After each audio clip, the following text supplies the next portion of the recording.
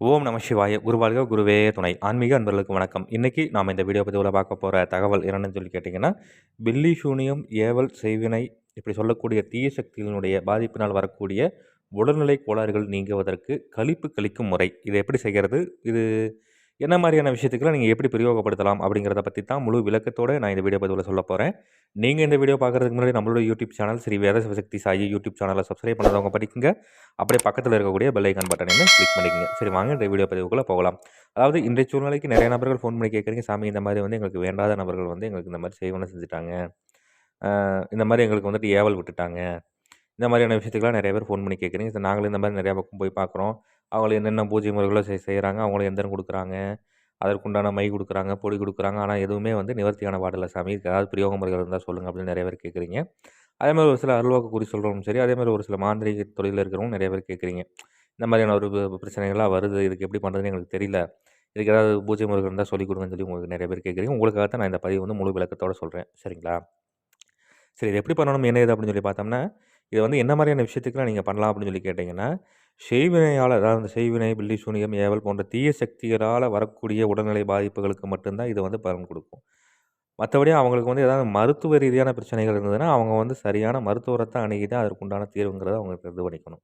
அப்படி அதனால இது எந்த ஒரு தீர்வும் குடுக்கல. ஒரு சிலருக்கு வந்து பார்த்தீங்கன்னா, எதனாவது வந்துட்டு உடல்நிலை கோளாறுகள் ஏதாவது கை, கால் வீக்கம், இல்ல கை, கால் முடக்கம், இல்ல எதனாவது வந்துட்டு உடல் அதாவது வந்து முகம் வந்து வாடிட்டே போறது, இல்ல உடல் மெலிதாகிறது, இல்ல உடல் காரணமே இல்லாம பருமன் ஆகுறது. இந்த மாதிரியான பிரச்சனைகள் வந்துகிட்டே இருக்கும் தொடர்ந்து. இது மருத்துவ ரீதியா எந்த ஒரு ட்ரீட்மெண்ட் எடுத்தாலுமே அதுக்கு வந்து ஒரு சரியான தீர்வு இல்லாமயே இருக்கும். அப்ப வந்து என்னன்னு சொல்லி கேட்டீங்கன்னா, ஏதாவது ஒரு ஜாதகரையோ, இல்ல இந்த மாரி ஏதாவது வந்துட்டு ஒரு சில விஷயங்கள் பார்க்கும்போது, பிரசன்ன ரீதியா வந்து இந்த மாதிரியான பிரச்சனை இருக்கு அப்படின்னு சொல்லி வந்ததுன்னா, அதற்கு நம்ம இந்த தீர்வு குடுத்தோம்னா, அது பலிதம் ஏற்படும். இல்ல இதே வந்து அவங்களுக்கு எதனாவது வந்து நாட்பட்ட நோய்கள் இருக்குது, இல்ல வேற ஏதாவது பிரச்சனை இருக்குன்னா, அதற்கு வந்து மருத்துவ ரீதியான தீர்வு தான் குடுப்போம். அதுதான் வந்து பலிதம் ஏற்படும். அது முதல்ல தெரிஞ்சுக்கணும். சரிங்களா? ஒரு சிலர் என்னன்னு சொல்லி கேட்டீங்கன்னா, மருத்துவ ரீதியா இருக்கக்கூடிய பிரச்சனைகளுக்கு இந்த தீர்வு குடுத்தோம்னாலும் பலிதம் ஏற்படாது. இந்த பிரச்சனைகள் இருக்கிறவங்களுக்கு மருத்துவ ரீதியா தீர்வு குடுத்தாலும் பலிதம் ஏற்படாது. அது தெரிஞ்சுட்டு அதுக்கு தகுந்த மாரி நம்ம பண்ணணும். சரிங்களா? சரி இது எப்படி பண்ணணும்? என்ன ஏது அப்படின்னு சொல்லி பார்த்தோம்னா, இது செய்யறதுக்கு ஏற்ற நாள் எப்போ அப்படின்னு சொல்லி கேட்டீங்கன்னா, அமாவாசை நாளன்னைக்கு செய்யலாம், பௌர்ணமி நாளன்னைக்கு செய்யலாம், 3ஆம் பிறை நாளன்னைக்கு செய்யலாம், வியாழக்கிழமை செய்யலாம், ஞாயிற்றுக்கிழமை செய்யலாம். அப்ப இந்த மாரியான நாட்கள வந்து நீங்க முறையா தேர்வு பண்ணிக்கணும். இந்த மாரியான நாட்கள தேர்வு பண்ணி, இந்த பூஜை முழுக்க முழுக்க வீட்டுக்கு வெளிய தான் பண்ணணும். இந்த ஆற்றங்கரையோரமா, ஏரிக்கரையோரமா, இல்லைன்னா இந்த கிழுவு மரத்துக்கு பக்கத்துல, அ இந்த மாரி சரிங்களா? இந்த மாரி இடங்கள் இல்லைன்னா முச்சந்தி, ருத்ரபூமி இந்த மாரியான இடங்கள்ல செஞ்சீங்கன்னா, நல்ல ஒரு அற்புத பலன்கிறது கை மேல பார்க்கலாம். அந்த மாரி இடங்கள நீங்க முறையா வந்து தேர்வு பண்ணி வச்சுக்கணும். தேர்வு பண்ணி வச்சுட்டு அந்த இடத்த சுத்தம் பண்ணிட்டு, இந்த மண்ணால் ஆன தட்டு இருக்கும். சரிங்களா? இந்த மண்பான கடைகள்ல விப்பாங்க மண்ணால் ஆன தட்டு. அந்த தட்டு வந்து நல்ல பெரிய அளவிலான தட்டு வந்து நீங்க வாங்கி வச்சுக்கணும். வாங்கி வச்சுக்கிட்டு முறையா வந்து வரமிளகா இருக்கு இல்லைங்களா? வரமிளகாய வந்து நல்லா பேஸ்ட் மாரி செஞ்சு வச்சுக்கணும். பேஸ்ட் மாரின்னு நல்லா வந்து இந்த மெழுகு பதத்தில நல்லா வந்து இடிச்சு நல்லா அரைச்சு, மெழுகு பதத்தில நீங்க வந்து வரமிளகாய் செஞ்சு வச்சுக்கணும். அதே வந்து என்ன இந்த பூஜை வந்து சூரியன் அஸ்தமனம் ஆனதுக்கப்புறம் தான் பண்ணணும்னு சொல்லி சித்திரை நூட்கள்ல குறிப்பிடப்பட்டிருக்கு. அப்ப அந்த மாரி இது பண்ணிட்டு, அந்த தட்டு வாங்கி வச்சிருக்கீங்க இல்லையா? மண் தட்டு. அத வந்து நல்லா சுத்தமா கழுவி, அத நல்லா பெரிய அளவுல வாங்கி வச்சுக்கங்க. அத வந்து நல்லா சுத்தமா கழுவி, அதில வந்துட்டு இந்த வரமிளகாய் வந்து பேஸ்ட் மாரி செய்திருக்கீங்க இல்லையா?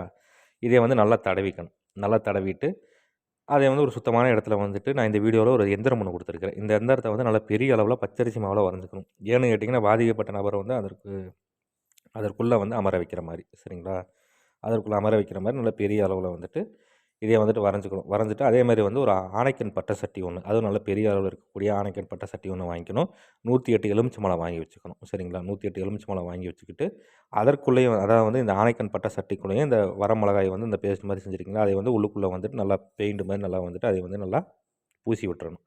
பூசி விட்டுட்டு நீங்க முறையா வந்து என்ன பண்ணணும் அப்படின்னு சொல்லி கேட்டீங்கன்னா, அந்த எந்திரத்துக்கு நடுவுல பாதிக்கப்பட்ட நபர வந்து அமர வச்சுட்டு, அவர சுத்தி வந்து பூசணிக்காய் சரிங்களா? பூசணிக்காய வந்துட்டு 8 துண்டுகளா வெட்டி 8 தீபம் ஏத்தணும். இலுப்பெண்ணெயில தீபம் ஏத்தி, அதுக்கு மேல அந்த பூசணிக்காய வச்சு, அந்த பூசணிக்காய்க்கு மேல வந்து மண் அகல் விளக்கு வச்சு, அந்த மண் அகல் விளக்குல வந்து இலுப்பெண்ணெய் ஊத்தி தீபம் ஏத்தி, நீங்க முறையா வந்து என்ன பண்ணணும் அப்படின்னு சொல்லி கேட்டீங்கன்னா, ஒரு எலுமிச்சம்பழத்த எடுத்து கையில வச்சுக்கணும். சரிங்களா? எலுமிச்சம்பழத்த எடுத்து கையில வச்சுக்கிட்டு, நீங்க வந்து இடமிருந்து வலமாக சுத்தணும். சரிங்களா? நான் இந்த வீடியோல சக்தி வாய்ந்த மந்திரம் குடுத்துருக்கிறேன். இந்த மந்திரத்த சொல்லிக்கிட்டு இடமிருந்து வலமாக சுத்தி, சுத்தி முடிச்ச உடனே அந்த அந்த மண் ஆணைக்கண் பட்ட சட்டி வச்சிருக்கீங்க அதற்குள்ள வந்து அந்த எலுமிச்சம்பழத்த போட்டுறணும். இதே மாரியே வந்து தொடர்ந்து வந்து 108 சுத்து சுத்துறீங்க. 108 சுத்தாவது சுத்தி உள்ள போடும்பொழுது, உங்க கூட வந்து வேற யாராவது ஒருத்தவங்கள வந்துட்டு உங்களுடைய உதவிக்கு கூட வச்சுக்கணும். போடும்போதே வந்து அது அந்த நிமிஷத்திலே அந்த தட்டு வச்சுட்டு, அந்த இதைய வந்து மூடிறணும். மூடி, அதற்கு மேல கருப்பு வர்ண பட்டு துணிய வச்சு பட்டு நூல நல்லா சுத்தி கட்டி, இதை வந்து திரும்பி பார்க்காம எடுத்துகிட்டு போயிட்டு எதனாவது வந்துட்டு இந்த முச்சந்தியில் இது பண்ணிங்கன்னா முச்சந்திலே ஒரு ஓரமாக குழி தோண்டி அதற்குள்ளே வந்துட்டு புதைச்சிடலாம். புதைச்சிட்டு அதாவது வந்து உள்ளுக்குள்ளே வந்துட்டு செவ்வரளி பூக்கள் போட்டு அதற்குள்ளே வந்துட்டு நீங்கள் புதைச்சி வச்சிடலாம். இல்லைன்னா ருத்ர பூமியில் வந்துட்டு அதை நீங்கள் இது பண்ணிக்கலாம். இதே வெளியே எங்கேயாவது பண்ணாலும் அங்கே எடுத்துகிட்டு போய் திரும்பி பார்க்காம எடுத்துகிட்டு போய் அங்கே இது பண்ணிவிட்டு நீங்கள் முறையாக வந்து அப்படியே வந்து எந்திரிச்சு திரும்பி பார்க்காம போய் வீட்டில் போயிட்டு அப்போ குளிச்சுட்டு வீட்டுக்குள்ளே போய்க்கணும். சரிங்களா? அப்படியே உள்ளுக்குள்ளே போயிடக்கூடாது. குளிச்சுட்டு வீட்டுக்குள்ளே போயிட்டு உங்கள் குலதெய்வம், இஷ்ட தெய்வம், உங்களுடைய குருமார்கள், ரிஷிகள், யோகிகள், சித்தர்கள், மகான்கள் எல்லாத்துக்கும் வந்து சின்னதாக வந்து ஒரு பூஜை மாதிரி போட்டுட்டிங்கன்னா அந்த பாதிக்கப்பட்ட நபர் வந்து அதிலிருந்து மீண்டு வர்றது நீங்கள் கண்கூடாவே நீங்கள் பார்க்கலாம்னு சொல்லி சித்திரை நாட்களில் குறிப்பிடப்பட்டிருக்கு. இதை முறையாக தக்கன குருமார்கள்ட்ட ஆலோசனை பண்ணிவிட்டு செய்து பலனடைஞ்சு பாருங்கள். நன்றி. மீண்டும் வேறு ஒரு நல்ல தகவல் கொண்ட வீடியோவில் உங்களை நான் சந்திக்கிறேன். அதுக்கு முன்னாடி நம்மளோட யூடியூப் சேனல் ஸ்ரீ வேத சிவசக்தி சாயி யூடியூப் சேனலை சப்ஸ்கிரைப் பண்ணாதவங்க பண்ணிக்கோங்க. அப்படியே பக்கத்தில் இருக்கக்கூடிய பெல் ஐக்கான் பட்டன் வந்து கிளிக் பண்ணிக்கோங்க. சரி, நன்றி, வணக்கம், வாழ்க வளமுடன். ஓம் நம சிவாய. குரு வாழ்க, குருவே துணை.